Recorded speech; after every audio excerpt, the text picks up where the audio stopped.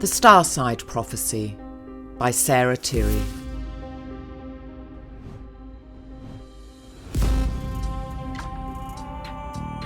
Read by the author. Chapter 32. 6 Spanish Ladies. Salvatore was sitting in his office at his desk facing the window which overlooked the square below. The Department of Energy Realignment was the smallest of all administrative buildings and the least frequented.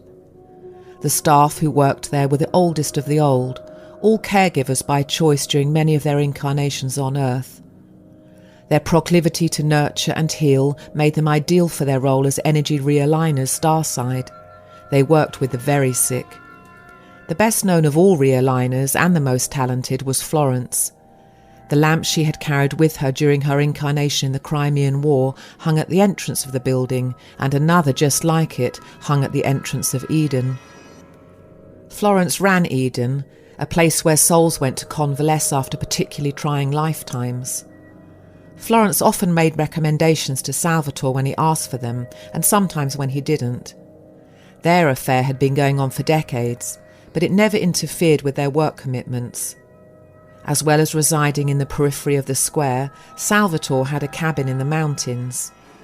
The energy vortex surrounding the cabin recharged Salvatore's batteries, especially when his cave missions had been difficult. The intensity of the energy vibrating from the cabin repelled those not strong enough to stand the high frequency, and consequently only Florence and the hierarchy had been there. Salvatore had his feet on his desk and was sipping a cappuccino. Since daybreak he had been reflecting on the fact that the ugly truth was very ugly, but also that if truth and justice were not the highest ideals of Melchizedek's plan, very few souls would have agreed to participate in the Ascension program to begin with. 6 Spanish ladies were the current focus of Salvatore's attention.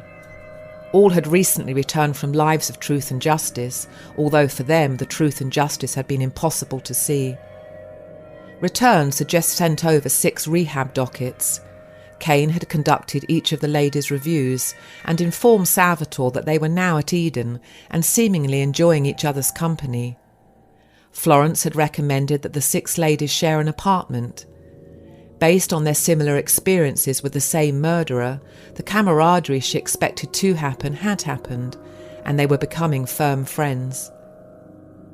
Although their life stories were tragically similar and tragically brief, Garbine would likely need longer at Eden than the other ladies. Abandonment-themed lives were generally considered the most challenging because the soul in question was likely to play the role of victim with a great deal of vigour. Garbine had done so to a spectacular degree and for a very long time. Garbine was 2 years old when her grandmother dropped her outside the orphanage. It was dark and Garbine had just sat there on the steps until sunrise. Garbine lived at the orphanage for 14 years before she ran away with her best friend. They had made a pact to be best friends forever and live on a sandy beach and ride horses together. Both girls had needed some quick money and vowed that it was only going to be for a few months. Then, one day, Garbine sold her body to the wrong man. There were no sandy beaches or horses. Salvatore picked up Ceri's docket and read Kane's summary. By the time Ceri reached her mid-20s, a hatred she felt for the opposite sex was all-consuming. The voodoo dolls that lined her living quarters had all been dressed like men, all with pins in their mid-regions. She had been the madame of a thriving brothel and serviced the clients who were prepared to pay higher rates for access to the forbidden places of her body. Her daily life had been degrading to an extreme, but she'd had 3 illegitimate daughters to support and vowed they would never follow in her footsteps. Ceri vowed her girls would get the finest education money could buy and that she would protect them from evil. As the Spaniard choked her, her only thought was that she had failed them. Salvatore smiled. Ceri's karma was now settled, which meant when she chose her next life, she would once again be in possession of the sovereignty her previous actions had denied her. Salvatore was looking forward to inviting Ceri to his restaurant to commemorate her advancement. Salvatore lit a cigar and picked up Marisol's docket. Marisol had craved money and spent her adult years visiting expensive hotels to fleece the men who wanted to take pleasure from her voluptuous curves. One day, a drunken client who had not been able to climax grew angry with her, and she had laughed. He returned an hour later with a flask of hot oil and threw the boiling liquid in her face. Marisol had lost the sight in her right eye, and the scars on her face were deep. With her beauty gone, she still had to make a living, and now she got the dregs, the drug addicts and the perverts.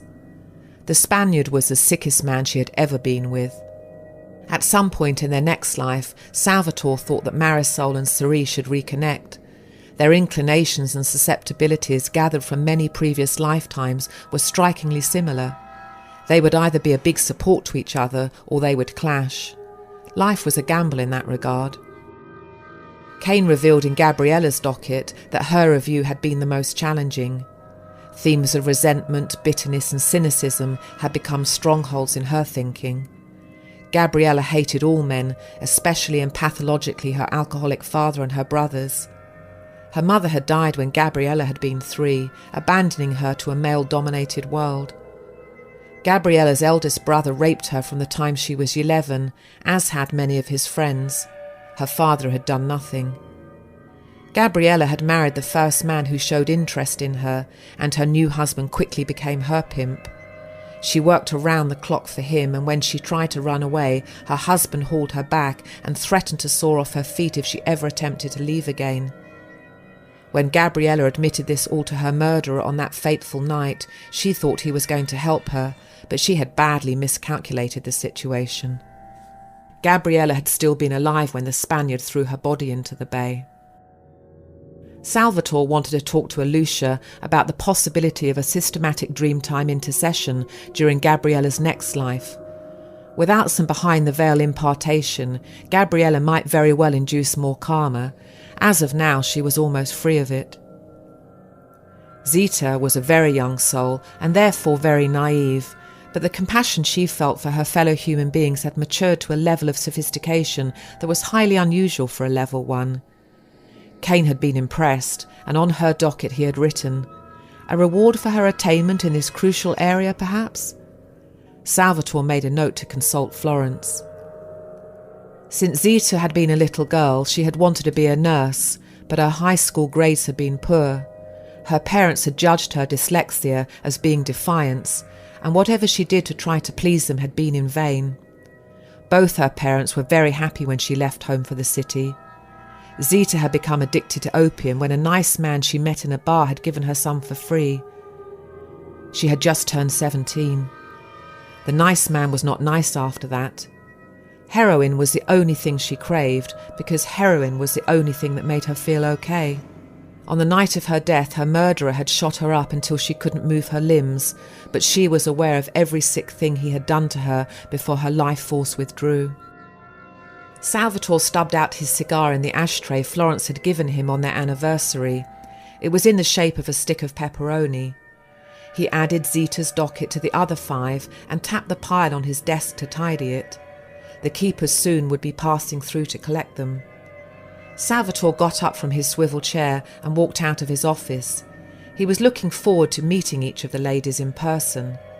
His afternoon schedule was free, so he could take as long as he needed at Eden, and afterward he had a romantic picnic planned with Florence on top of Mount Sinai on the outskirts of Parish 3. Chocolate-covered strawberries and champagne were already in the hamper bearing the initials S and F, and their favourite Technicolor rug, given them to by Joseph, an old friend of Salvatore's, was spread out on the soft grass next to the burning bush, which had been venting volcanic gas since the caves beneath first became populated. Florence liked to toast marshmallows in the flames.